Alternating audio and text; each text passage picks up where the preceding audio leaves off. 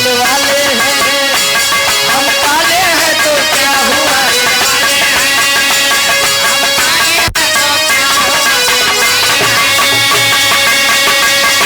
कहे काले को पिया काला न कहो काला सुनने वाला है, काली पुतली काला काजल आंख में रहने वाला है।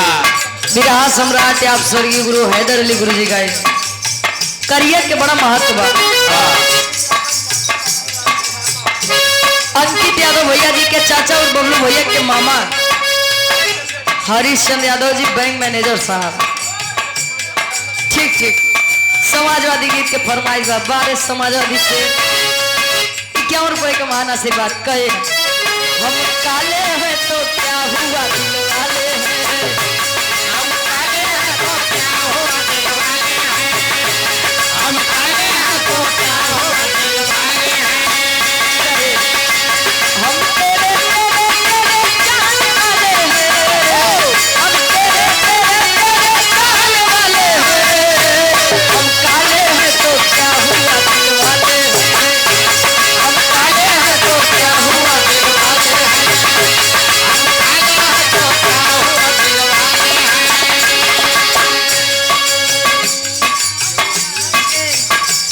अपना म्यूजिक प्रयागराज के प्रोप्राइटर साहब बहुत ही प्यार मिलता है, सम्मान मिलता है। आप महेंद्र यादव दादाजी चैनल लगा भाई हमारे दादा के 100 रुपए का महान आशीर्वाद। आज सामने से देखा था, कल यूट्यूब पे सर्च करवा अपना म्यूजिक प्रयागराज, हाथ हम ही देखा ऊपर से लाइक कहे युवकिया मिला के अखियों से, युवकिया मिला के अखियों से, युवकिया मिला के अखियों से, युवकिया मिला के अखियों से परदेसी मुझे लूट गया,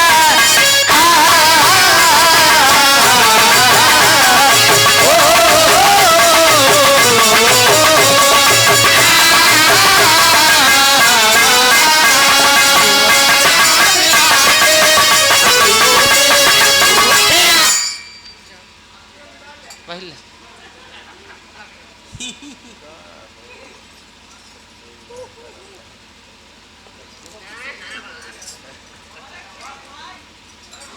हिचवाए बहू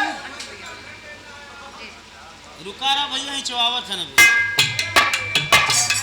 और कार्यक्रम के आयोजक साहब धर्म के हमारे बड़े भैया आप अंकित यादव जी, इस भाव को समझते हुए सुंदर पुष्पंखुड़ियों में बिठा हुआ हार 100 रुपए का महान आशीर्वाद। आशीर्वाद के सारे कीमत अपनी कलम में कामयाब होता है। यूं अखियां मिला के अखियों से, यूं अखियां मिला के अखियों से, परदेसी मुझे तू लूट गया,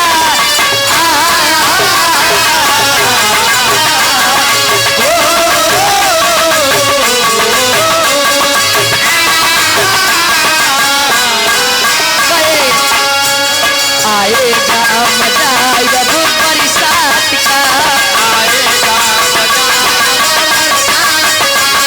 आएगा मजा,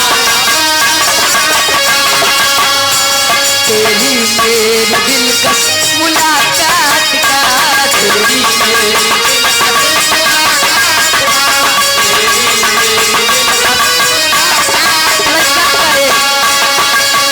चांदनी चांद से होती है सितारों से नहीं, मोहब्बत एक से होती है हजारों से नहीं, चांदनी चांद से होती है सितारों से नहीं, मोहब्बत एक से होती है हजारों से नहीं, चांदनी चांद से होती है सितारों से नहीं, मोहब्बत एक से होती है हजारों से नहीं। जब घटाओं से बूंद जोर से बरसती है, तुझसे मिलने को तेरी जान में तड़पती है, तुझसे मिलने को तेरी जान में तड़पती है,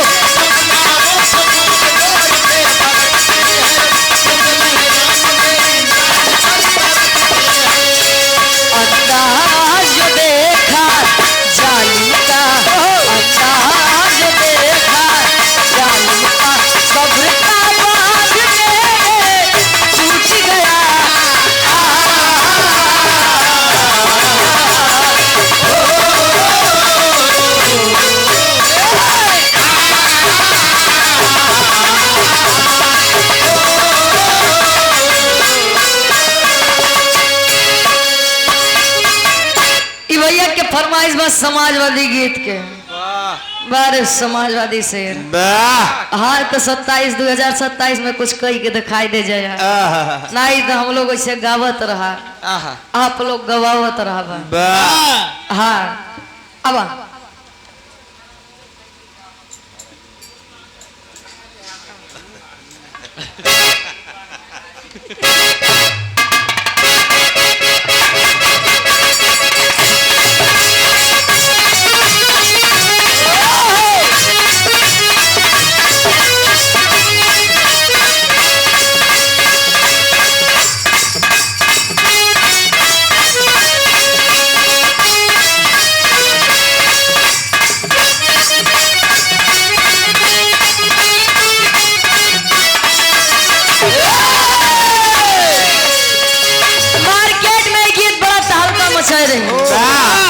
कोनो दुल्हन अपने दुल्हा के रहन सहन बतावे का बतावे का हाली का कहीं पियावा के बिन चलुए इन जन चापता छोटे लाल यादव जी कमल यादव मिष्ठान भंडार बहरिया से भैया जी के द्वारा वाह इस भाव को समझते हुए 100 रुपए का महान आशीर्वाद दुल्हन बतावे हाली का कहीं पियावा के बिन चलुए इन जन चापता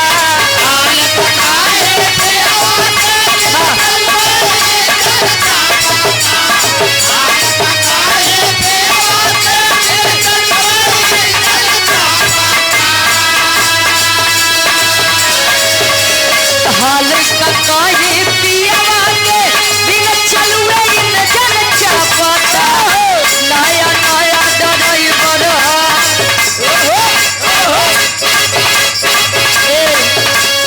नया डराई बड़ा हरन भई भई चापता हरन भई भई भई चापता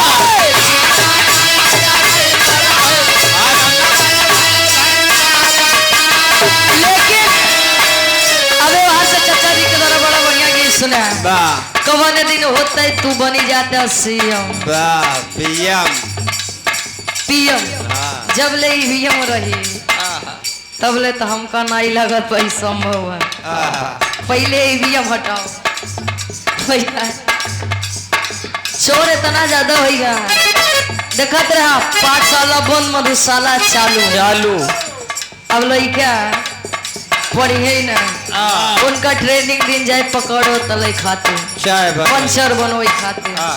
ये हमारे देश के विकास हुई भैया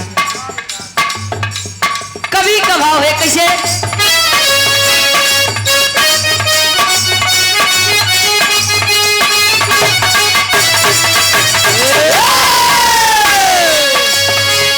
पीडीए आंदोलन में भैया अखिलेश संगे लागे के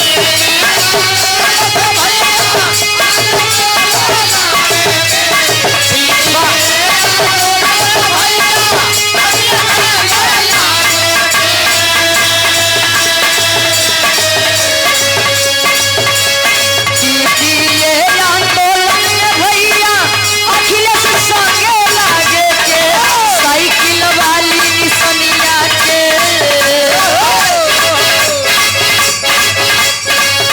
अरे साइकिल वाली निसनिया के बतलिए भय भय जागे के साइकिल वाली बतलिए भय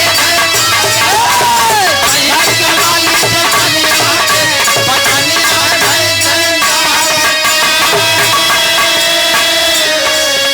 साइकिल वाली निसनिया के वाह बटनिया बटनिए धई धई दाबे के वाह अबे उस समय बा होश में आई जा और का देखा था हर एक चीज महंगाई इतना छुअत बा वाह अभी हाल ही में एक घटना घटी है हरियाणा में आहा भिवानी गांव की एक लड़की थी मनीषा जिसका नाम था वाह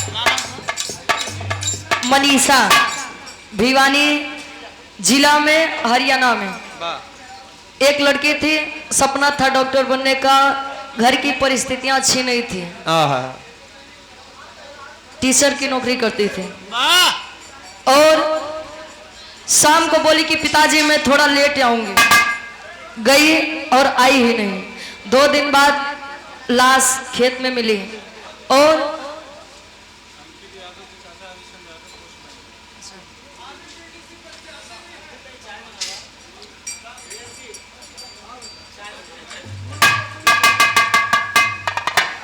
आप आदरणीय परम सम्मानित अंकित भैया क्या पूजनीय चाचा जी, हमारे भी पूजनीय चाचा जी, आप हरीशचंद्र यादव जी पोस्टमैन है, आप वाह बैंक मैनेजर हैं। अब क्या बताओ भैया? बस अच्छा बीडीसी प्रत्याशी हैं। हाँ। 12 चाचा इतने में और का सुंदर पुष्पंखुड़ियों में गुथा हुआ हार 51 रुपए का महान आशीर्वाद।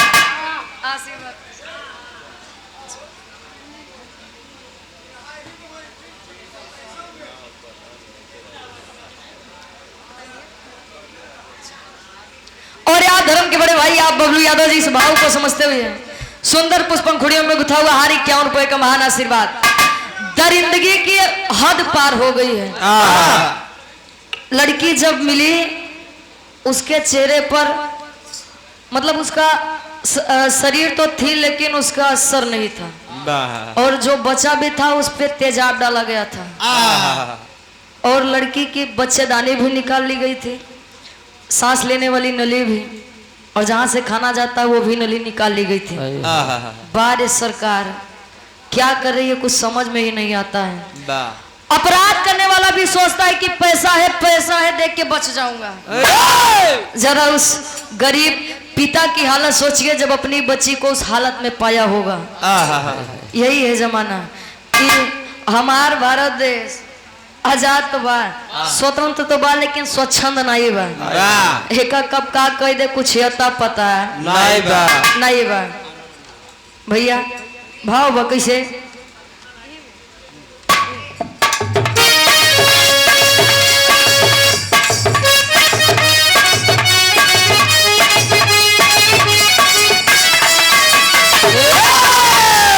हाल कराही 27 में,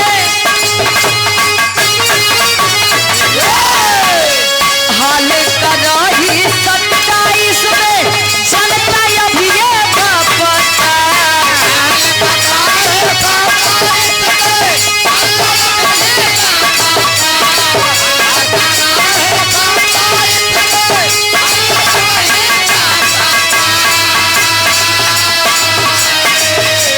हाल कराही 27 में, जनता अभी ये पता। पीडीए गठबंधन देखी, पीडीए गठबंधन देखी, विरोधी छर छर कापर। पीडीए गठबंधन देखी, विरोधी। और पुनः आदरणीय परम सम्मानित अंकित भैया क्या पूजनीय चाचा जी हरीशचंद्र यादव जी बैंक मैनेजर साहब, बीडीसी पद प्रत्याशी, गार्जियन जी के द्वारा इस भाव को समझते हुए 51 रुपए का महान आशीर्वाद।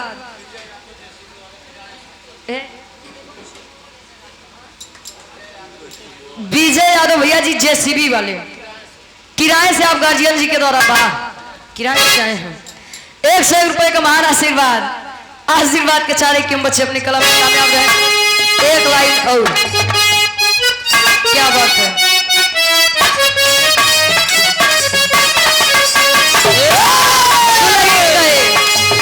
एगो चुमवा ले जा गाल में, संगे दिलवो ले जा रुमाल में। एगो चुमवा ले जा गाल में, एगो चुमवा ले जा गाल में, दिलवो ले जा रुमाल। लेकिन अब पीड़िया के ललकार होई,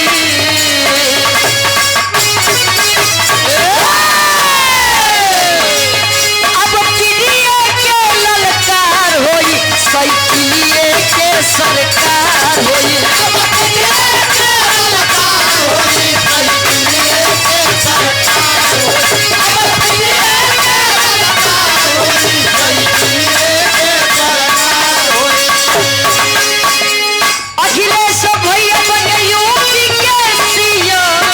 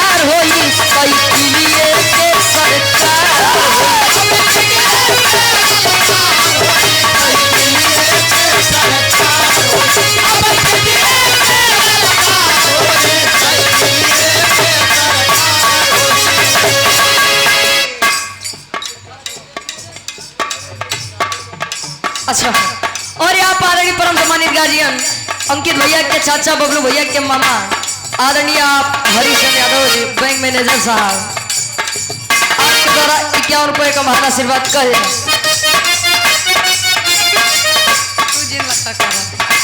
अरे रे मेरे जान थे मुलायम,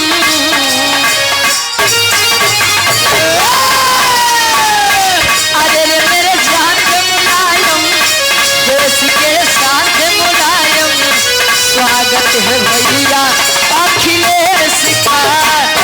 अरे रे मेरे जान मुलायम, देश के साथ मुलायम, स्वागत है भैया अखिलेश का।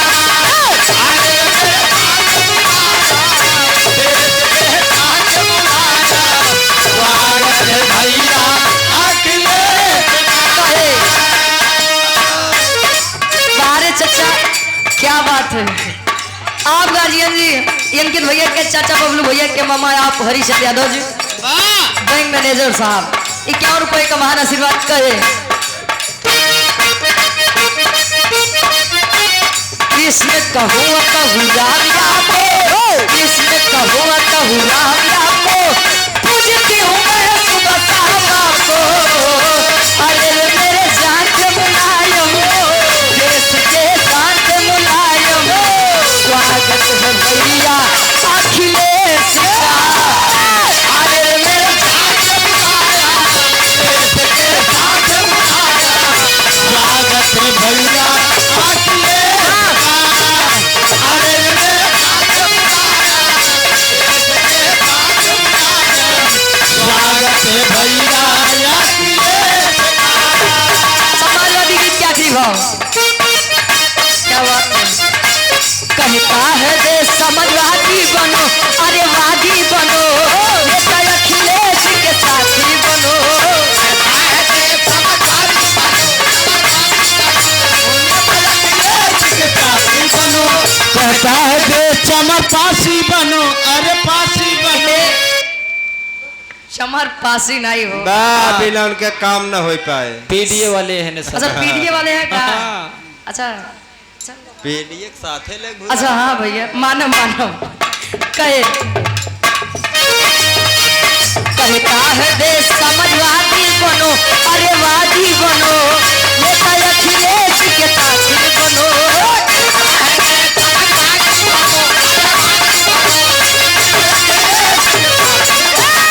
कहता है देश समाजवादी बनो, अरे वादी बनो, नेता अखिलेश के साथी बनो। मुझे हमारा कभी होगा या क्या, बोलो साइकिल जिंदाबाद, बोलो साइकिल जिंदाबाद, बोलो साइकिल जिंदाबाद। मुझे हमारा कभी होगा या क्या, बोलो साइकिल जिंदाबाद, बोलो साइकिल जिंदाबाद, बोलो साइकिल जिंदाबाद। अरे देश के विरोधियों से बागी बनो, अरे बागी बनो, नेता अखिलेश के साथी बनो। देश के विरोधियों से बागी बनो, अरे बागी बनो, नेता अखिलेश के साथी बनो। देश के विरोधियों से बागी बनो, अरे बागी बनो, नेता अखिलेश के साथी बनो। वाह, बड़ा बढ़िया बढ़िया गीत सुने के मिला है हमारे त्रिभुवन चाचा से। अब बोले पारी आए थे चाचा जा। है। अरे हम का जानी पर जात हैं। जात नहीं जात हाँ, मतलब जाना है। बड़ा बढ़िया बढ़िया गीत आप लोग सुने हैं। अदायगी से और कथो सुनबा का काने से रामायणी ने हम जानते ही प्रयागराज है, यहाँ बिना रामायण महाभारत के पार नहीं भैया। बस अब रामायण ही चलते ही गावे काका, हाँ परेशान न हुआ। अब बिरहाई के नंबर बा। बड़ा बढ़िया बढ़िया गीत आप लोग गीत सुना अदायगी के साथ। क्या बात है। चाचा हमारे जाते हैं हमारे अम्मी से मिले, तनी भूगो से मिल लेता चाचा। क्या बात है। आये उनको ननियौरे हमारे गौबा है ये, हाँ तनी आया हमारे फुकौरे गाई लिया। बड़ा बढ़िया बढ़िया बात आप लोग सुना कि रुचि हमार नाम त्रिभुवन नाथ। हमार नाम रुचि बा। हाय हाय अच्छा एक बात चाचा बड़ा बढ़िया के हमको बड़ा अच्छा लगा का ये जो यूट्यूब वाली बात करे भैया बड़ा परफेक्ट करे। एक जने हमरे लगे फोन लगाए कहे रुचि पहले ही बताओ विधा भौकाल के कर चैनल है। हम कहे काहे बदे कहे साला उल्टा थंबनेल छाप दिया है। हम कहे कहा कहे ना छाप दिया है रुचि यादव ने उनको रेल दिया। हम कहे चाचा तो एमे दिक्कत का बात कहे अरे पगलो तू नहीं समझती है। रेल दिया ठीक किया हवाई जहाज नहीं दिया तुमको यार। कहे पगलो तो नहीं पता सार जे हो अगर एक पाई जे बने ते का हम रेल काहे पौबे करी है रेल बिले काहे पौबे करिए भैया अजय हो बता देता उसियार हो जाया आप है काहे अरे तो जान लो गवैया अगर आपको पाई जाए ना तो का रेल दी जान लिया। अच्छा दिक्कत सही बात है ये बात है के बाद यूट्यूबर वाले जगह व्यूज के चक्कर में ऐसे ऐसे थंबनेल बनाए देते गवैया देखे तो कई जीवझरी जाए सार के मिल जाए ते का रिकॉर्डिंग न करे दे बच्चा रे भैया रे जे होया बताया जी। अब एक ही हमरे दादा के फरमाइश बा कि अब रामायणी चीज होय के चाहिए। रामायण से के छोट सा प्रसंग हो जा वो आसान पूर्ण विश्वास कहानी समझ में आई लोग पिंडा पारे जाते हैं कहा इहो तो नहीं सा ऊपर बात हो जाए आइए भैया।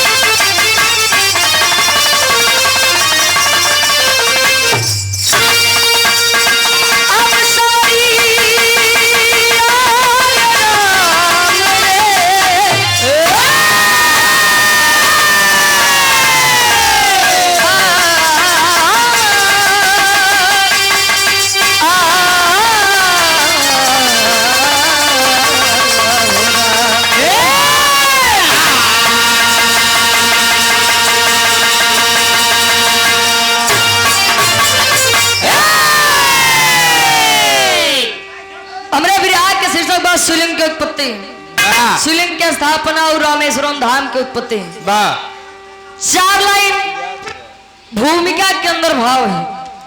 अब तो नहीं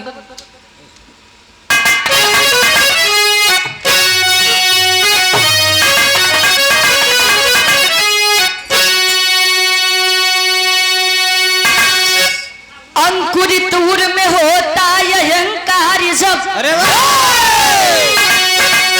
लुप्त हो जाती गरिमा है सब ज्ञान की। अधर्म की राह अग्रसर होता है मानो चाहो जाति मिथ्या सब सम्मान के। असत्य पे सत्य की जीत होती सदा लाख कर ले भले अत्याचारी।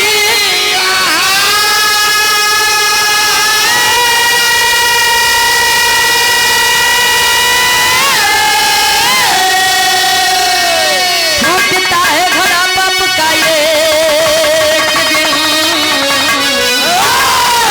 रोक सकता नहीं वह कुल का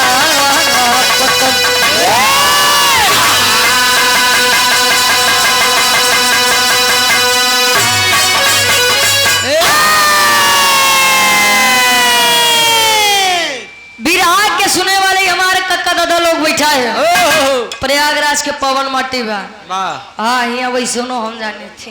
आय हाय ए भैया एक जगह बिरहा रहन तो बिरहा खत्म बात एक जने दादा है नहीं दादा जैसे आहा कहे बिटिया अगर प्रयागराज में गावई खो तो जान लब बिना रामायण महाभारत के कुछ होए वाला नाई बा नाई बा। हम कहे बस बस दादा हम समझ गए। आहा ए भैया अंकुरित उर में होता है अहंकार। जब अहंकार का मतलब घमंड। वाह हाँ हो घमंड अच्छे अच्छों का टूट गया और घमंड अच्छे से अच्छे हस्तियों को खाक में मिलाने का दम रखता है। वाह संसार में सबसे बड़ा बलवान चीज जानते हैं कौन होता है? आहा समय। समय आज आपका है ठीक है, समय कल उनका भी आ सकता है। आज आप राजा हैं कल को आप भिखारी भी हो सकते हैं। वाह समय किसने देखा है भैया? बिरहा में कवि जी बहुत सुंदर गजल के भाव देते हैं। आवतनी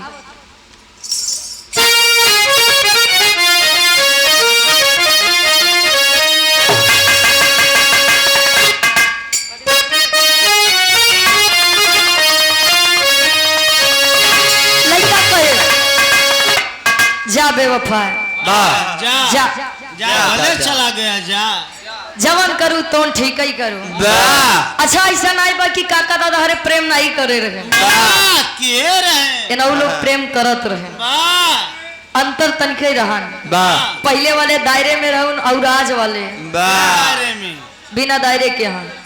लड़का कहे कहे जवन करूँ ठीक ही करूँ कबो सुखी न रहूं। वाह कहे जा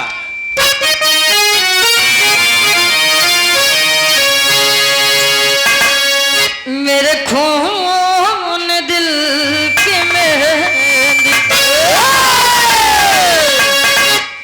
एक प्यार के चक्कर में भैया देखा हाँ देख ला ये प्यार के चक्कर में दिखाता है वाह कितना जने। वाह नीला ड्रम में चला गए। अच्छा अच्छा नीला ड्रम वाला हादसा जात रहा मतलब लोग भुलात रहे तब एक नया कांड हो गया। वाह टाइल्स के नीचे चला गए। दुल्हैया अपने दुल्हावा का मार के का कहीं टाइल्स के नीचे दफन कर दे वाह भैया। अच्छा वो बिसरात रहे लोग तो हनीमून पे ले गए।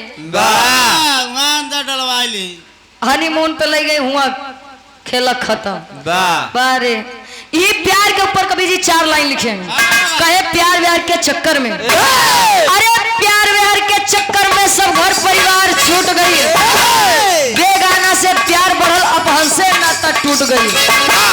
4 दिन के चहल जवानी 4 दिन के चहल जवानी एक दिन सोता उतर जाई। चचू खुले के पहले बबुआ सारा स्वप्न बिखर जाई। सपना पुराए से पहले सपना टूट जाई। लड़का कहे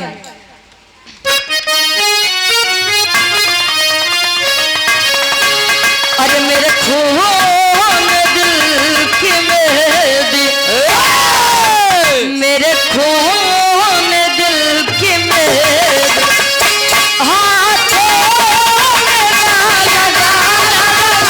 मेरे खून दिल की मेहंदी हाथों में लगा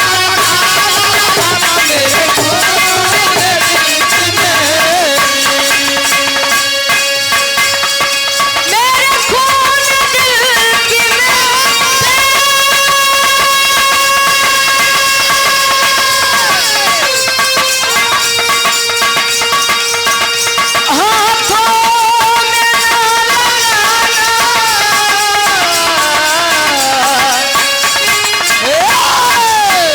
जब निकले मेरा जनाजा जब निकले मेरा जनाजा सहनाइयाँ बजाना बजाना जब निकले मेरा जनाजा सहनाइयाँ बजाना बजाना जब निकले मेरा जनाजा।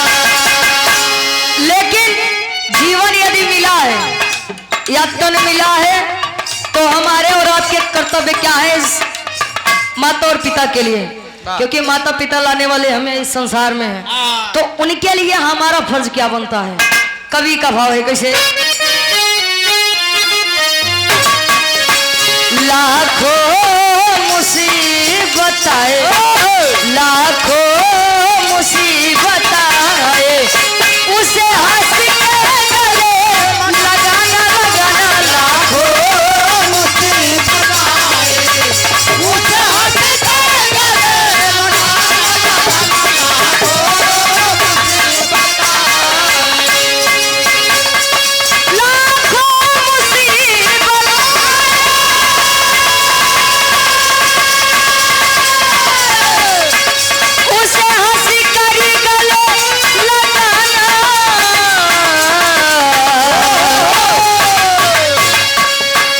करीमो से हो न बिछो, करीमो से हो न बिछले, तुम अपना फर्ज निभाना निभाना, करीमो से हो न बिछले, तुम अपना फर्ज निभाना निभाना।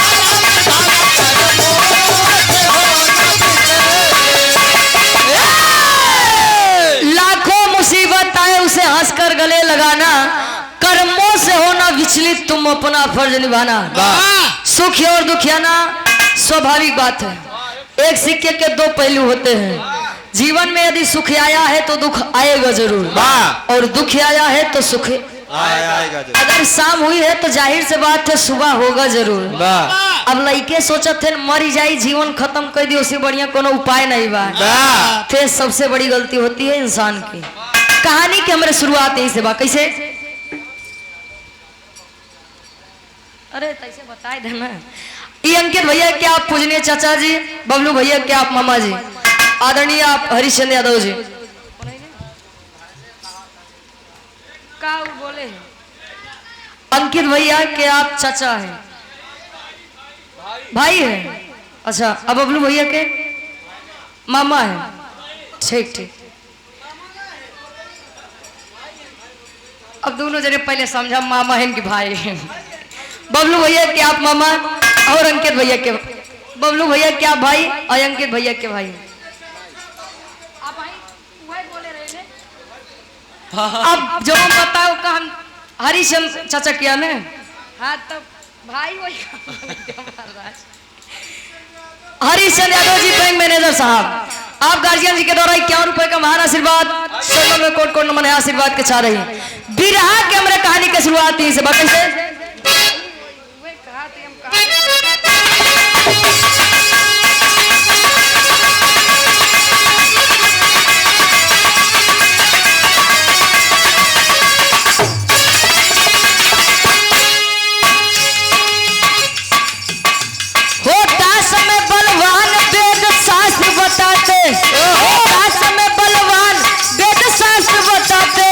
होती उन्हीं की जीत जो पद आगे बढ़ाते।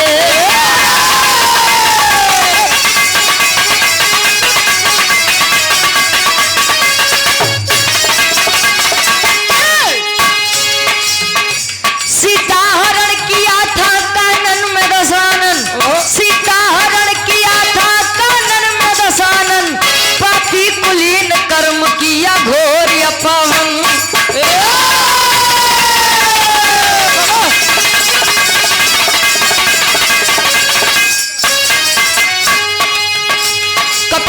साथ सागर तट पे आए खरारी, कपिदल के साथ सागर तट पे आए खरारी, कपिदल के साथ सागर तट पे आए खरारी, कपिदल के साथ सागर तट पे आए खरारी। शिवलिंग का बनाती की राम तैयारी, शिवलिंग का बनाती की राम तैयारी, शिवलिंग का बनाती की राम तैयारी। कहानी के तनी समझला आसान और पूर्ण विश्वास बा। कहानी शीशा के जैसा साफ हुई। आप लोग जाना था रामायण में प्रभु श्री रामचंद्र जी के राज तिलक हो जात रहन, 12 समय के खेला है।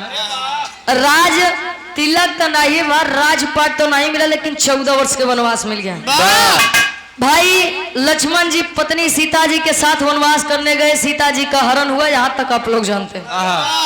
अब यार सीता जी को जब रावण लेके अपनी लंका नगरी में गया, प्रभु श्री रामचंद्र जी हनुमान जी से कहें हनुमान बेटा हनुमान ए हनुमान बोलो स्वामी कहे बेटा अब तो लंका का सर्वनाश होगा ही होगा कहे तब कहे हम चाहते हैं कि लंका पे चढ़ाई करे से पहले कुछ नेक काम हो जाए कुछ बढ़िया काम कुछ भाव भजन हो जाए कहे जैसा कहे ना अपन आराध्य भगवान भोलेनाथ हो हम चाहते हैं कि शिवलिंग की स्थापना हरे समुद्र के किनारे कर देते पूजा पाठ करके तब लंका पे चढ़ाई करे कहे तब कहे हनुमान सुनो तो उसे कुछ कहा ही चाहते हैं कहे ना आदेश कीजिए स्वामी बताओ तो एक लाइन गीत लगत बा और यहाँ पादनी परम सम्मानित गार्जियन जी हमारे यहाँ पे त्रिभुवन चाचा के भांजी हैं श्वेता आप गार्जियन जी के द्वारा इस भाव को समझते हुए 51 रुपए का महान आशीर्वाद के चाह रहे कि हम बच्चे अपनी कला में कामयाब रहे एक स्वर में सबके नमस्ते प्रणाम स्वीकार हो कोनो दुल्हई कोनो दुल्हा से कहे मान ला हमारे चाची हमारे त्रिभुवन चाचा से कहे क्या बात है चाची हाँ हो पुराने समय के हमारे चाची कहे अच्छा प्रयागराज में हकीकत बात तक कलाकार बहुत है लेकिन आप जैसा नहीं क्यों नहीं भाई अरे चाचा पहले हम कहा ये कहा सुना हाँ इतना बढ़िया से कार्यक्रम बीत जाते हैं निकल ही जाते हैं समझे नहीं आवत रात कब गए और तो गवैया जाना थो रुचि वैसे हम रुचि बूची परेशान होगी बाटी ठीक है कहा न कह रहा ए भैया अबे चाचा कहे ना जब लड़के हो जाए आप बराबर समझे बा बराबर तो बूची कहा छोड़ दे लाला नहीं मुहिम लगा दे ताला आवा चाची काम रे कैसे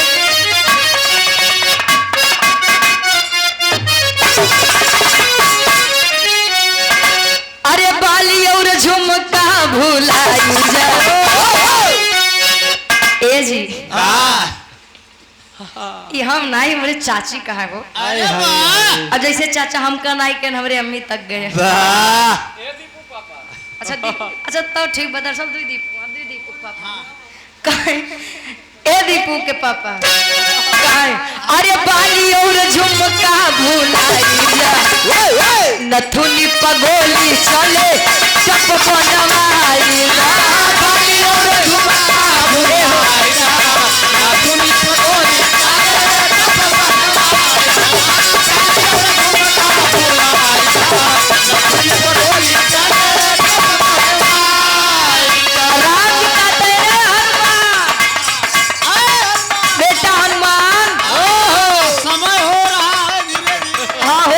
समय कहते हैं मानव के मन सा पुराईगा मानव के मन सा पुराईगा ज्ञानी पंडित का भी कोई ढूंढ के लिया आएगा बालियों के झुमका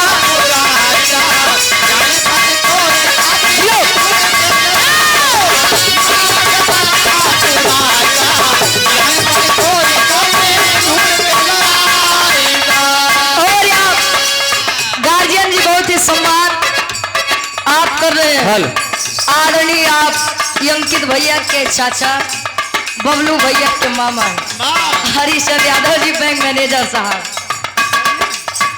आप गार्जियन जी के द्वारा बीडीसी पद प्रत्याशी हैं तैयारी बनाइए 51 रुपए का महान आशीर्वाद माई भगवती की कृपा बनाए रहे सामत तोहरा में बातें कपीराई अनुष्ठान भी प्रजी से बेटा करवाई तोहरा में बातें कपीराई अनुष्ठान भी प्रजी से बेटा करवाई तोहरा में बातें कपीराई अनुष्ठान भी प्रजी से बेटा करवाई मानवा के मानसा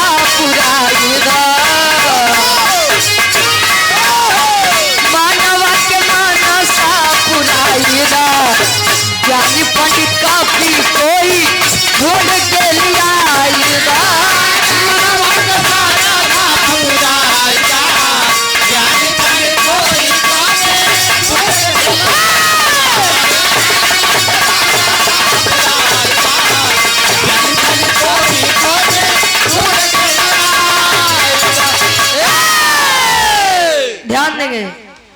राम जी हनुमान जी से कहे हनुमान मैं चाहता हूँ कि शिवलिंग की स्थापना हो, शिवलिंग की पूजा हो।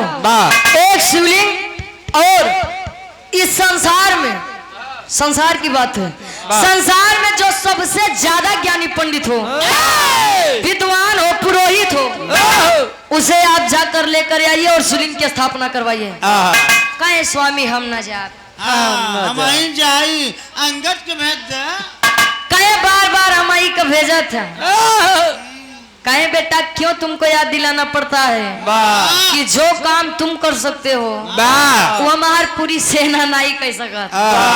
बाकी सेना तो बस जय श्री राम, जय श्री राम ये करे बदे बा।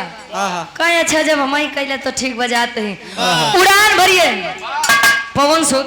अब बजरंगी जी उड़ान भरन पहुंचन कहाँ? एक लाइन गीत लगत बा हमरे सुल्तानपुर वालिया। कैसे?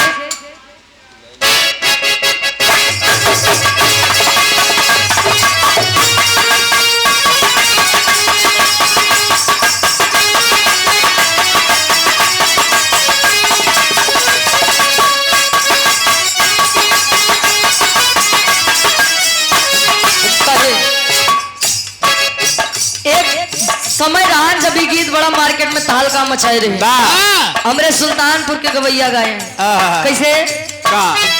गईली बाजारे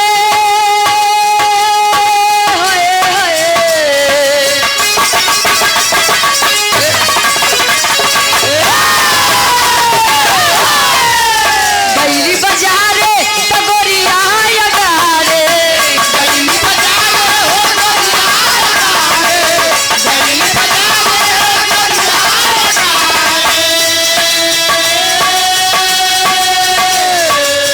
गईली बाजारे गोरिया यगारे।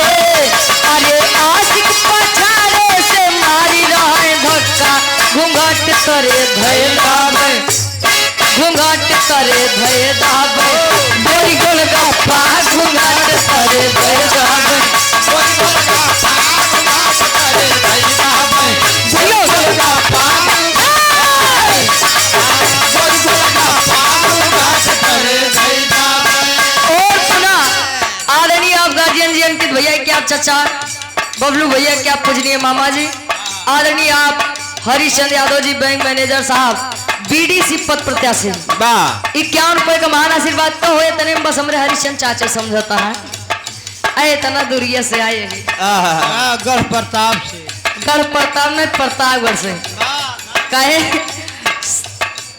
जाइए महाराज तो सी बातें करब बेकार बा। हनुमान जी उड़ान भरे पहुंचे कहाँ? ब्रह्मलोक। अब पहुंचे तब रघुवर जो हारे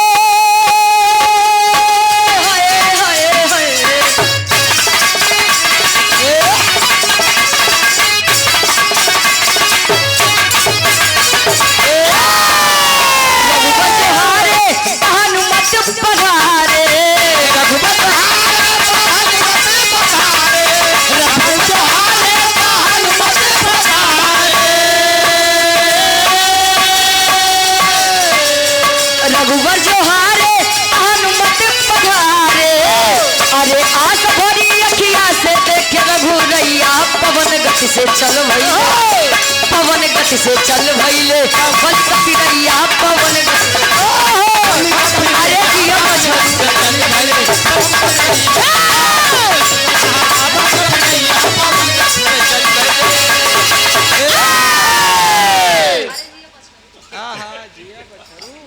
कहानी के ध्यान दिया। हनुमान जी उड़ान भरे पहुंचे कहा? ब्रह्मलोक ब्रह्मा जी के पास। ब्रह्मा जी अपने ध्यान में मस्त है, लीन है।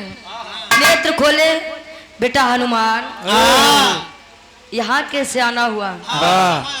सब कुशल मंगल कहे? हाँ कहे तब कहे उस स्वामी हमरे प्रभु श्री रामचंद्र जी पूजा करावे चाहते हैं भगवान भोलेनाथ के, शिवलिंग की स्थापना करावे चाहते हैं। कहे तब कहे वो कहें कि जा संसार के सबसे बड़ा पंडित हो, पुरोहित हो, वही कलियाई क्या वो शिवलिंग की स्थापना करवावा। कहे तब कहे ही बारे हम आप लगे चलाए। कहे तब बेटा गलत जगह पे आ गए, गलत एड्रेस है, गलत जगह है बेटा। कहे गलत जगह कहे काहे इस सृष्टि के रचयिता तो आप है, तो आपसे बड़ा विद्वान, आपसे बड़ा पंडित के हो सकत है। यहाँ त्रिभुवन में के बा कहे बेटा अगर छोट मोट पंडित के बात होते तो चल दी, अब संसार के सबसे बड़ा पंडित के बात बात हम नाइए कहे तब कहे काम करा जा हमरे पनाती रावण लगे के करे हो रावण दशानन जान गया। अब न ऐसी बढ़िया न बताओ लंकेश ए भैया कहे हमरे पनाती रावण लगे जा। रावण जी खड़ा कहे आए ओ नहीं से युद्ध फाने बाटी ए इज्जत कहे ओ नहीं रावण जे हमारे माई सीता के हरण करे हैं नारी चोर दशकंधा अरे यार हनुमान जी के माई सीता कहे जे हमरे माई सीता के हरण कई के लगे बात तू उसी मदद ले बोले कहा था। कहे बेटा सच्चाई यही है, सबसे विद्वान सबसे ज्ञानी रावण है, जाना है तो जाओ नहीं जाना तो मत जाओ, लेकिन सच्चाई कोई झुठला नहीं सकता। कहे ठीक बा जब ये बात बता जाता है, लेकिन पहले अपने प्रभु जी से आज्ञा ले ली। उड़ान भरे पहुंचे समुद्र किनारे, राम जी देखें कस हनुमान, ब्रह्मा जी कहाँ पर है? कहे स्वामी ना आए कहे बदे कहे सबसे ज्ञानी पंडित तो हैं कहीं के कहीं न रे हो कहे के जैसे फसीम तो लड़ाई कहे के कहीं न रे हो नहीं रावण कहीं है तब उनके लगे कहीं नहीं गया यहाँ कहीं चलाया भाड़ा किराया बदे कमरा 4 रुपया चलावे तू गए आऊंगा कहे का करे ये चलाया कहने रे स्वामी आपसे आज्ञा ले ली तेरे रावण की बात हो कहे बेटा हनुमान बात को ध्यान दो, आज आप उनके पास एक योद्धा राम का दूध बनकर नहीं बल्कि एक यजमान का दूध बनकर जाओ, उन्हें आज पुरोहित की नजर से देखो। राम जी समझाए उड़ान भरे कैसे तेरी के भाव में कभी लिखत है।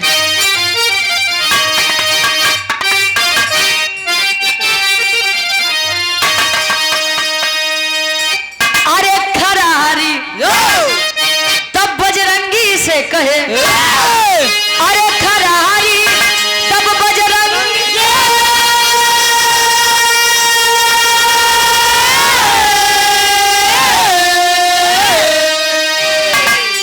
अरे खरारी तब बजरंगी से कहे लंका पति दशानन के लावा बलकारी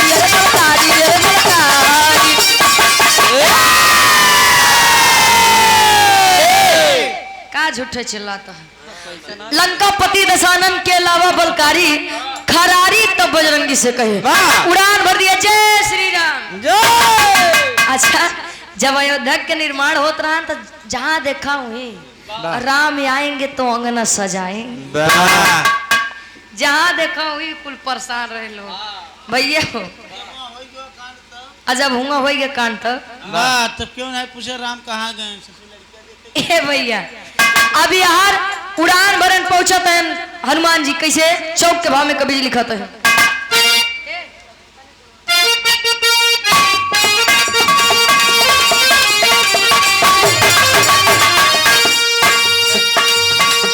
चले राम को शीश झुका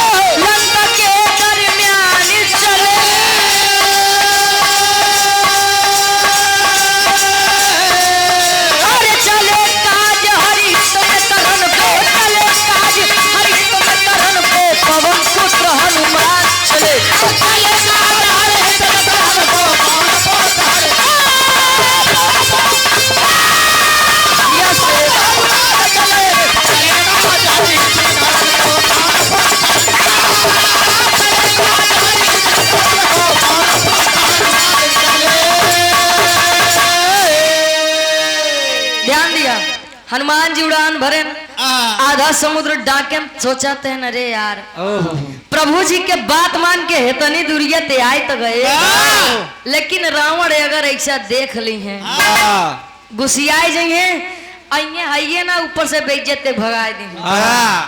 रावण जी हनुमान जी दिमाग लगावत है, पहुंचे लंका नगरी में कहने काम करी भेसवा ही बदल ली। अच्छा राम जी का नाम लिए भेष बदले, एक बुढ़वा के रूप ले नहीं दादा हरेन के आई दादा कहीं अरे अबे हमारे चाचा जवान है नो 400 हो गए हैं। पूरी समाज देखा ए भैया अब यार हनुमान जी रूप बदले बुढ़वा के रूप बने लाठी लेन हिलत कापत पहुंचे चार दरबारी खड़ा रहे कस भैया रावण जी के नगरी है जय शंकर जय शंकर जय शंकर जय रावण सुधर नहीं सकते ए भैया अब पहुंचन कहें का दादा नजरिया कमजोर होगी बा का चश्मा ले लिया था क्यों उधार तब रे यार कहे अब लंका के सामने पूछा था रावण जी के नगरिया हाँ दादा रावण जी के नगरिया ही है यार कहे बेटवा 7 समुंदर पार से आए हैं 60 नहीं 7 समुंदर कहे 7 समुंदर पार या बटी बेटवा बड़ा काम बा कहे तब कहे तनी रावण जी से मिलवाई देता है कहीं का बा कहीं घरवा पूजा बा कोनो पंडित नहीं मिलत बा हम सुने ही रावण जी बड़ा बढ़िया ही सब काम करवावत थे बढ़िया काम करवावत थी कहीं का दादा अंदरवा राम जी से लड़े बदे योजना बनवत है अंदरवा हो अरे मतलब दरबार चलत बा कहे अंदर हुआ राम जी से लड़े बड़े योजना चलत बा तो का पूजा पाठ लगी बा कहे बेटवा कम से कम वो करना ही शरीरिया के लिहाज कैले का शरीर वैसे दिखाता हुआ अब यार कहे अच्छा ठीक बता खड़ा रह जाते पूछ के आई थी गए रावण जी से आगे लें कहीं अगर वृद्ध इंसान है दरवाजे पर आया है तो अंदर भेजो उसको खड़ा मत रहने दो भेज दो। अब ध्यान देंगे हनुमान जी लाठी ले अंदर पहुंचन बुढ़वा के रूप ले तो रावण जी देख के मुस्कुराए दे जब मुस्कुराए तो हनुमान जी देखे यार अरे यार का तो पूछिए तो ना रही है आए पूछिए देखी अब यहाँ देखते हैं कहीं एकदम बढ़िया बा ऊपर से नीचे तक देखें कहीं तना रोम ना बग जान जाए हुए बनर वहन मनुया अभी हंसत हैं ठीक बा लेकिन कहे हंसत हैं ई मन में शंका बा तब ले कहें राजन आप मेरी इस अवस्था का मजाक उड़ा रहे हैं उपहास कर रहे हैं अरे ना दादा ना हमारे औकाते ना बकी आपका देख के हम हंस दे कहीं तब कहीं हंसता कहीं सुना बतावत है रावण जी वो बुढ़वा रूपी हनुमान से एक लाइन गीत लगत बा कैसे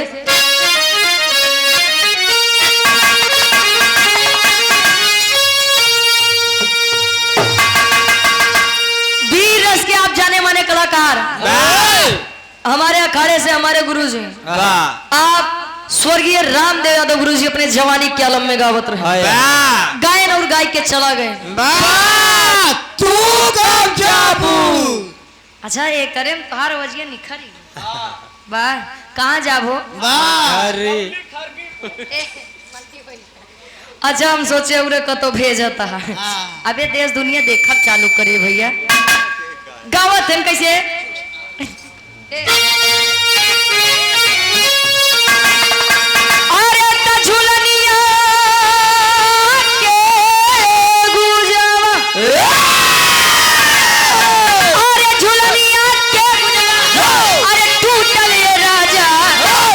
सनिया से गड़िया छूटल राजा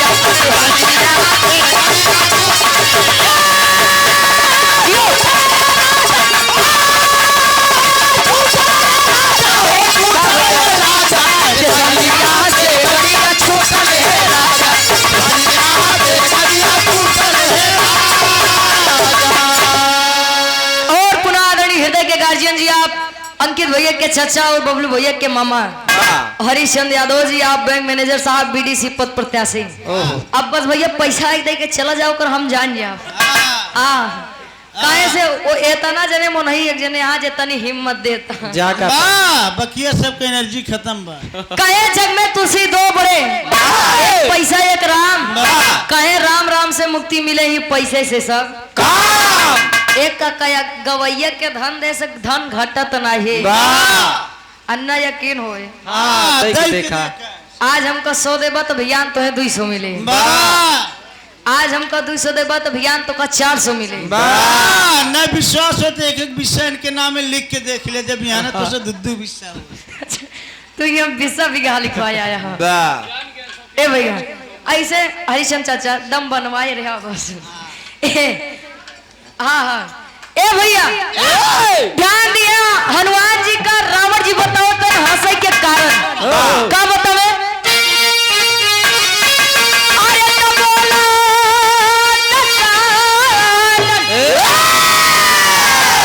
अरे तो बोला दशरथ हे हनुमान आवा।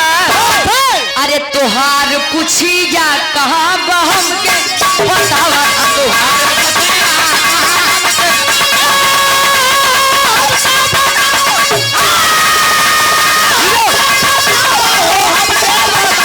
तुहार कुछिया कहाँ बहम के बतावा तुहार कुछिया।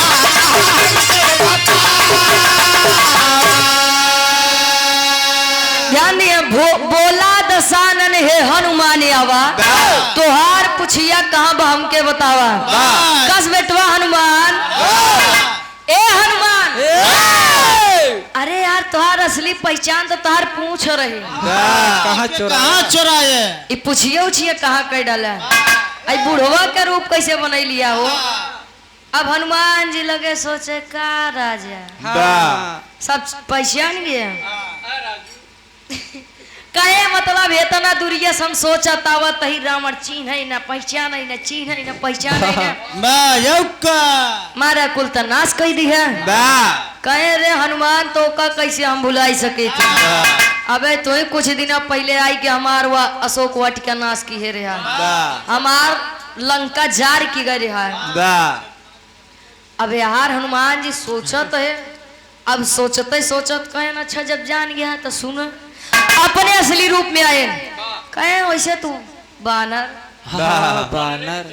वो राम के दूत बुढ़वा के रूप बनाया बिना अपने कामे के तुनाए आई बटा क्या बड़े आई बटा। अच्छा तो नहीं चाहता तो सुनो बताओ बतावे का। अरे बैठे यजमान बाटे अब सागर के तिरवा चल के पुरोहित हरा मन के तू पीरा चल के पुरोहित हरा मन के तू पीरा चल के पुरोहित हरा मन के तू पीरा। अरे आप शिवलिंग के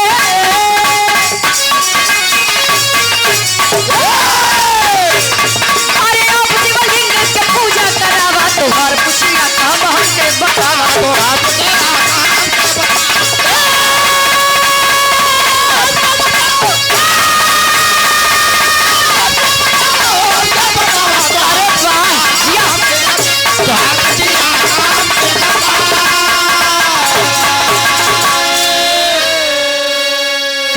जानना ही चाहते हैं तो सुनिए। मेरे आराध मेरे प्रभु श्री रामचंद्र जी समुद्र के किनारे बैठकर आपकी राह देख रहे हैं। क्यों कहीं शिवलिंग की स्थापना करना चाहते हैं। उन्हें पंडित की जरूरत थी। हालांकि मैं गया था ब्रह्मा जी के पास लेकिन ब्रह्मा जी ने मुझको बताया कि संसार का सबसे ज्ञानी पंडित उनका पनाती रावण है। इसीलिए मैं आपके पास आया हूँ। कहीं तब का चाहता कहीं चल के पूजवा कराए दिया। कहीं हनुमान पागल हो गए हो दिमाग खराब है तुम्हारा माइंड हाफ हो गए हो। माइंड हाफ मतलब महाराज माइंड हाफ नहीं हाफ माइंड होते हैं। कहीं पागल हो गए हो कहीं कहीं यहाँ योजना लड़ाई के चलत बा तो का लोग के पूजा पाठ लगा बा। मैं नहीं चल सकता। इतनी बतिया मंदोदरी जी सुनत रही तब ले गई स्वामी ए नाथ हमारी एक बात मान लिया। कहीं कवन बतावत है एक लाइन गीत लगत बा।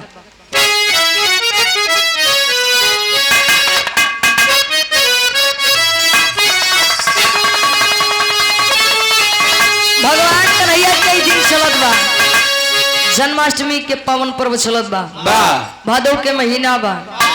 ध्यान दिए जब भगवान कन्हैया गोकुल नगरी छोड़ के वृंदावन चला गए राय बदे, सारी गोपिकाएं विरह में कह रहे हैं। विरह का मतलब दर्द। काहे कैसे भगवान कन्हैया से कि प्रभु या पी बसो वृंदावन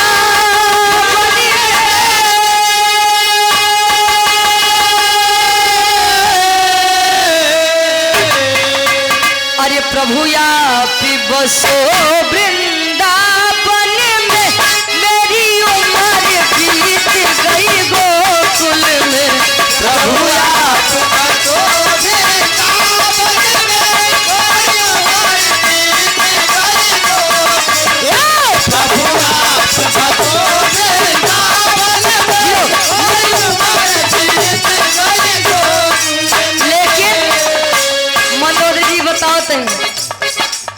अंकित भैया के चाचा बबलू भैया के पूजनीय मामा जी, हृदय के हमारे गार्जियन जी आप हरिचंद यादव जी, बैंक मैनेजर साहब, बीडीसी पद प्रत्याशी, गार्जियन जी के द्वारा पुनः 51 रुपए का महान आशीर्वाद, चरणों में कोट कोट नमन आशीर्वाद के चाह रही। एक स्वर में सबके नमस्ते प्रणाम स्वीकार हो। मंदोदरी जी समझावे, बोली मंदोदरी याचक को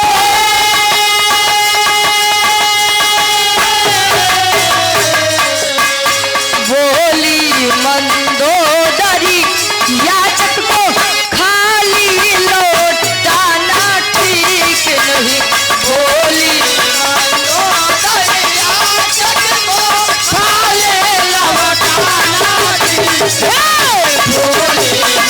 मंदोदरी याचक को खाली लौटाना ठीक है।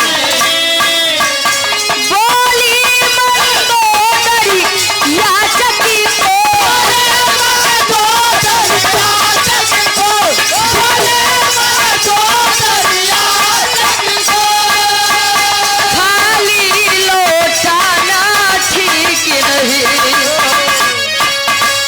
जो खुद हो मुसीबती का मारा,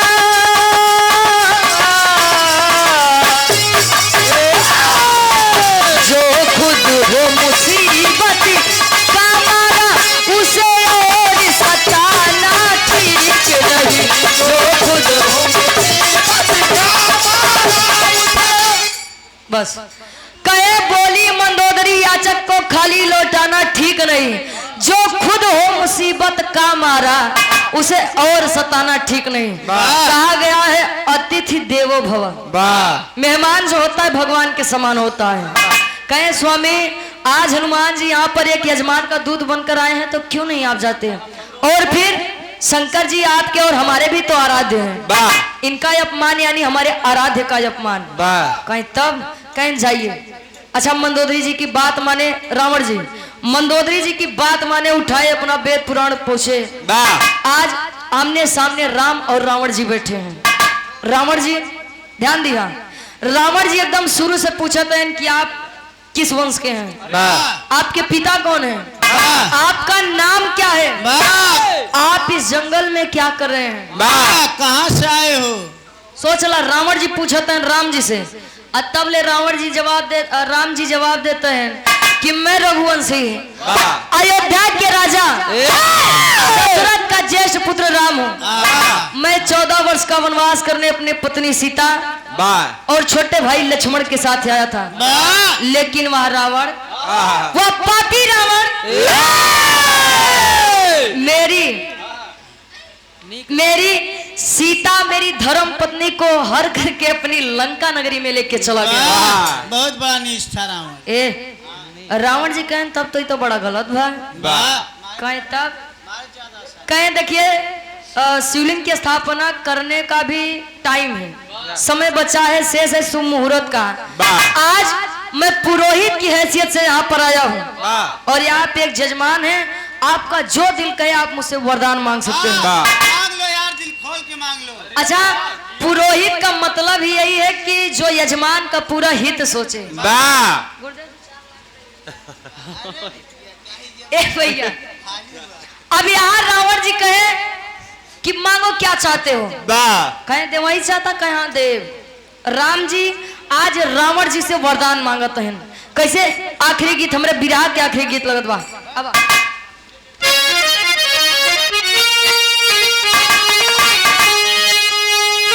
अरे कोठे ऊपर कोठरी हलवाइया के दुकान अरे हाथ से लड्डू छूट गया बनवरिया मारे अरे पनवा खैला अरे पनवा खैला राजा हमारी दुकान। और आप आदरणीय परम सम्मानित गार्जियन जी, आप अंकित भैया के चाचा, बबलू भैया के मामा, हरीशचंद्र यादव जी बैंक मैनेजर साहब, बीडीसी पद प्रत्याशी, समाजवादी। हाँ ये बिरहावा हो जाए। हाँ हाँ बस अब की आप ही वाली में परेशान न हो।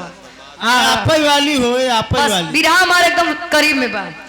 लेकिन अच्छा सोहर वाह तेरह ही में सोहर गो हुआ। वाह ठीक ठीक अच्छा, ठीक ठीक। हाँ गार्जियन जी बस बस ये हो जाए उसके बाद हो जाए। वाह होए सोहर। लेकिन आज राम जी रावण जी से वरदान मांगते हैं। कैसे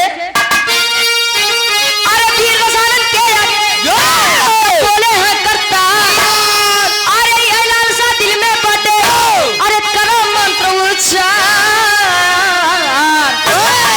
अरे तले ही लंका पति के हम गर्दन उतार। कहे का कहे स्वामी वर दे चाहता कहीं हाँ देव कहीं है जाए क्यों रमणो के सर हम काट के आई। रावण जी से कह रहे कि मैं उस रावण का 10 शीश काट के आऊं। रावण जी कहे बेटा ये मस्त वैसा ही होगा।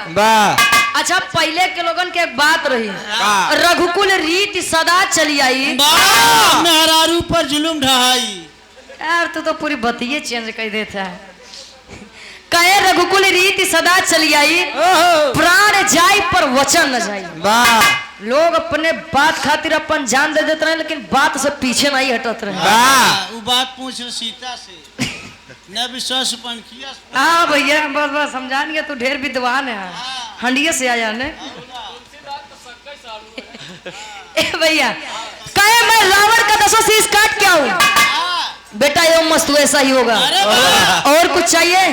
कहे स्वामी चाहते कि जब वो कुंभकर्ण से हमारा सामना हो तो मैं उनको भी पराजित करके आऊंगा और मेरे छोटे भाई लक्ष्मण की इस विजय इस रण में विजय हो हार ना हो। रावण जी कहें बेटा ये मस्त हो। सोचिए दुश्मन को ही दुश्मन वरदान दे रहा है। ये होती थी पहले की बात। वरदान देन अच्छा देहन तो कहें अब हो गया कहें हाँ हो गया कहें अब मुहूर्त नजदीकात बतनी हमार बतिया सुना है। सुना हमार। अब रावण जी राम जी से कहते हैं का पापड़ के भाव में कभी लिखते हैं।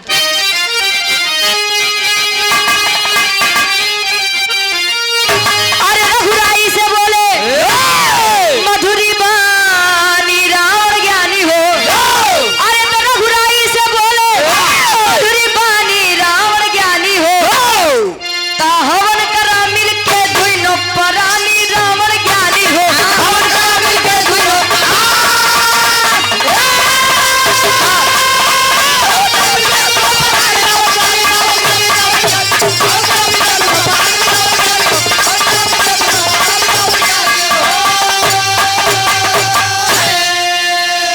रावण जी बोले कि मैं चाहता हूं कि इस पूजा को आप दोनों प्राणी यानी राम जी और सीता जी मिलकर करिए। राम जी कहें स्वामी है तो दिक्कत ये वो नहीं सीता बदे तना हम टीम टाम करत है। सीता हमरे लगे है ये ना है मोर मेहरारू मोरे लगे ना तो कहाँ से दोनों जने मिल के हवन करवे। कहना अच्छा जे बात है ठीक ठीक बैठो। रावण जी करत हैं का अशोक वाटिका गया दशानन सीता को ले आया हो कैलाश शैल से शिवलिंग लाओ हनुमत को भिजवाया हो। अरे तो यहाँ क्या पाकर चले हैं क्या खानी रावण ज्ञानी हो।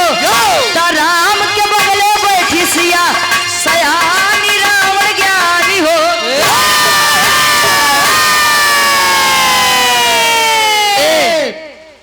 बैठो मैं याद आऊं। उठे अशोक वाटिका गए, सीता जी को लेकर आए।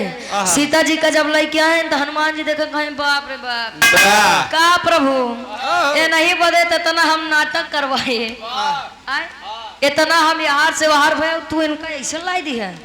कहे देखा हनुमान मर्यादा पुरुषोत्तम राम कहे जाते हैं। आई हमसे वरदान मांगे हैं कि हम रावण के 10 शीश काटी, अबे लंका में आवे हमार 10 शीश काटे तब सीता के लेके आई हैं। सीता यहाँ हवन करे आया, हवन कह के हमारे साथे जई हैं। तू तनी कम बतिया जा, तनी कैलाश पर्वत से शिवलिंग लेके आवा जा जल्दी। आज राम जी और सीता जी आज अगली बगली बैठे हवन होत बा। धीरे धीरे समय बीतत बा, हनुमान जी शिवलिंग लेके नहीं आवते हैं। तब हुआ के लोग उपाय बताते हैं, लोग नहीं भालू बंदर उपाय बताते हैं। कैसे बताओ? आल्हा के भाव में कवि जी प्रमाण देते हैं।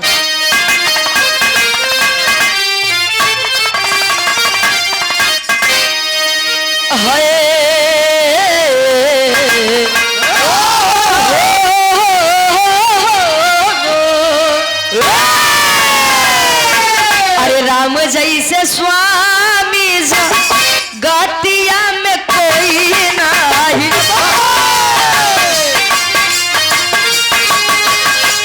सेवक में भक्ति रहनु।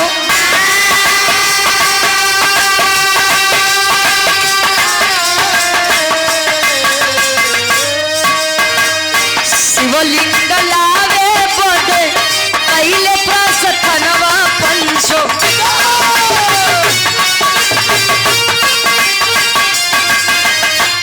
बीतल समैया तब सब करेलन उपाय।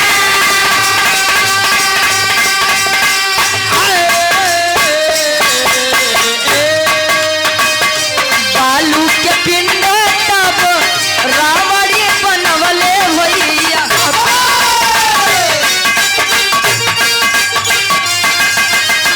सागरे कनरवा तब करवले अनुष्ठान।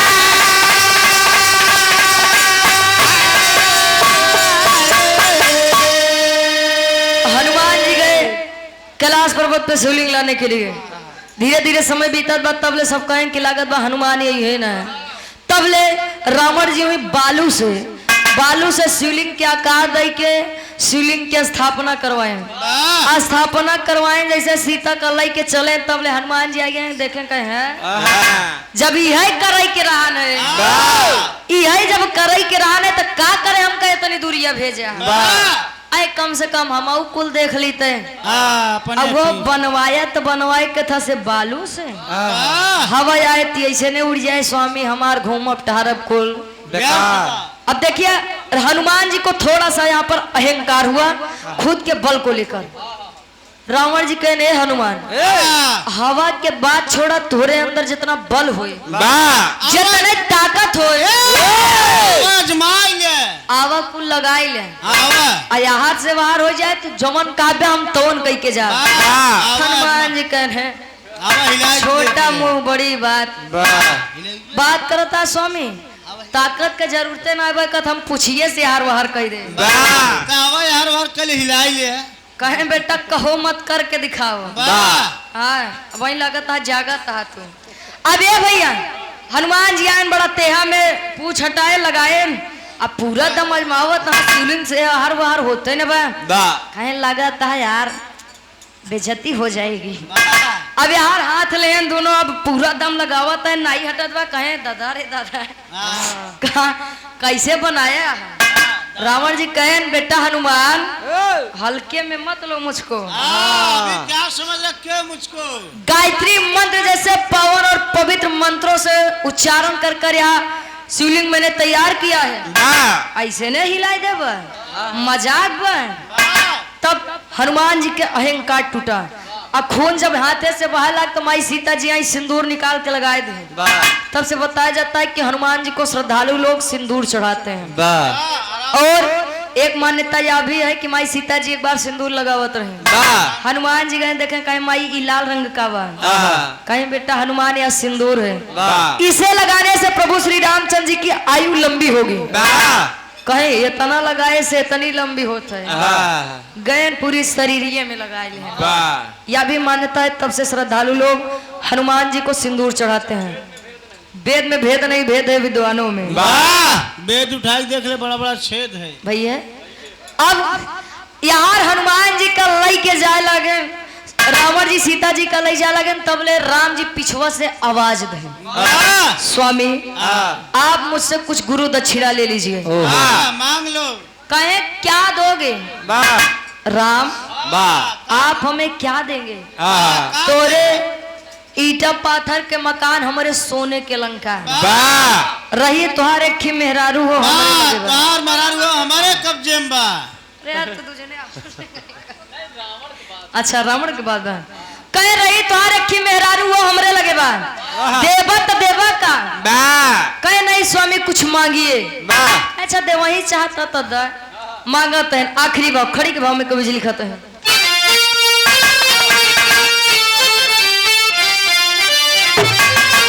अरे हीरे नहीं पिंडा वीर रसायन भी हंसे, अरे तो हीरे नहीं पिंडा वीर रसायन भी हंसे, तो करिया रघुबर मैदानवा समर में हमसे।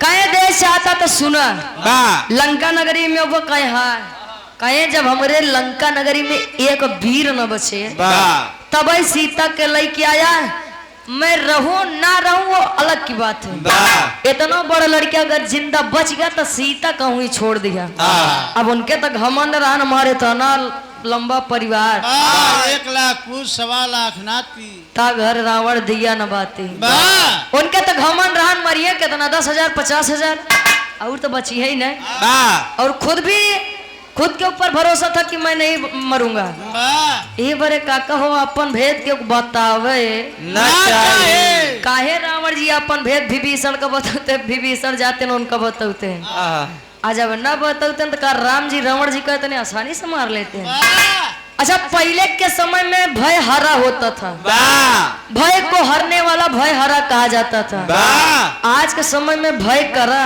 वाह, भय को पैदा करने वाला। वाह, अरे भाई भाई भाई जैसा दोस्त नहीं, भाई जैसा दुश्मन नहीं। वाह, राम जी युद्ध जीते क्योंकि उनका भाई उनके साथ था, वाह, और रावण जी युद्ध इसलिए हारे क्योंकि उनका भाई दुश्मनों के साथ था।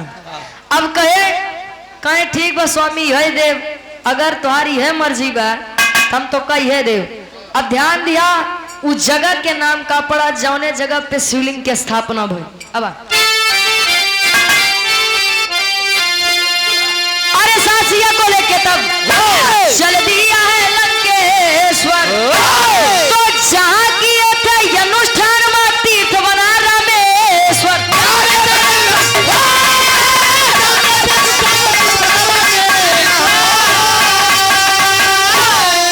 अरे तो दुनिया करती दर्शन माया समर में हमसे, तो दुनिया करती दर्शन माया समर में हमसे, करिया रघुबर मैदानवा समर में हम। साथ सिया को लेके तब चल दिया है लंकेश्वर हो, जहाँ किए थे अनुष्ठान में तीर्थ बना रामेश्वर हो। श्रद्धालु लोग अपने पुरखों का पिंडादान करने जाते हैं गया जगन्नाथ जी में। गया जगन्नाथ जी जाते हैं, लौट के आते हैं तो गया जगन्नाथ जी का भंडारा करते हैं, भात देते हैं। अब वही 4 पावन पवित्र ऐतिहासिक तीर्थ स्थल में एक धाम ही हो बा रामेश्वरम धाम। भैया जहाँ जाई के लोग अपने पुरखन का तरन तार करत है, पिंडा पारत है। ये हमारे विराग के शीर्षक रहन। आखिरी में अब वहां रावण जी गए लंका में और राम जी यार कुल खात्मा करें, लौट के आए अयोध्या नगरी में। आखिरी में खानदान के पर्चे बा गुरु बिहारी, गुरु गणेश, गुरु रामलाल हितकारी।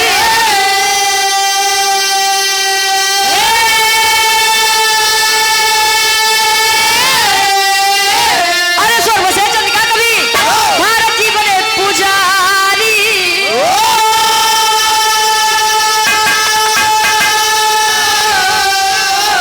अरे खरारी तब बजरंगी से कहे तो भारत रुचि अब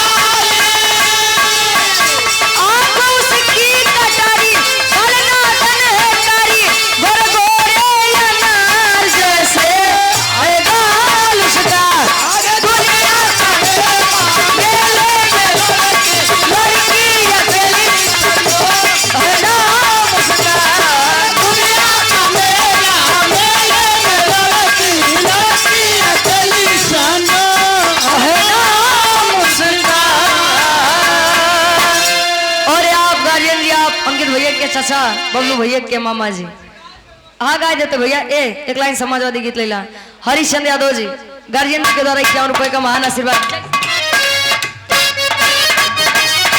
क्या बात है। एक लाइन समाजवादी गीत कहे त जैसन राज चलवला सी सपा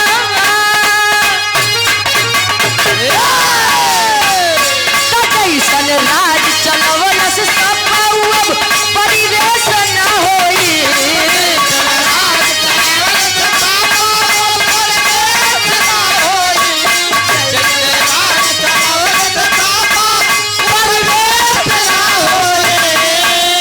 कैसन राज चलवला से अब परिवेश न होई नेता के तनो केहू बनी लेकिन अखिलेश न होई नेता के तनो केहू बनी मगर अखिलेश न होई नेता के हो तनो बनी मगर अखिलेश न होई। कहे सादा जीवन उच्च विचारों उसमें कुछ तो विशेष है सादा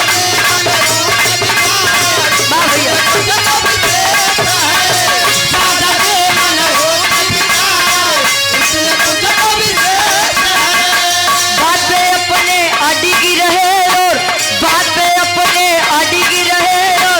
राशि जिनका मेष है बात पे अपने अडिग रहे तो राशि जिनका मेष है बात पे अपने अडिग रहे तो राशि जिनका मेष है।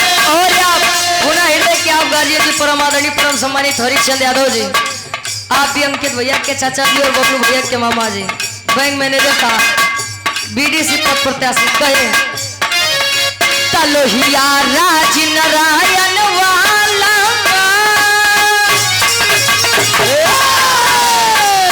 तलोहिया राज नारायण वाला अब परिवेश न होई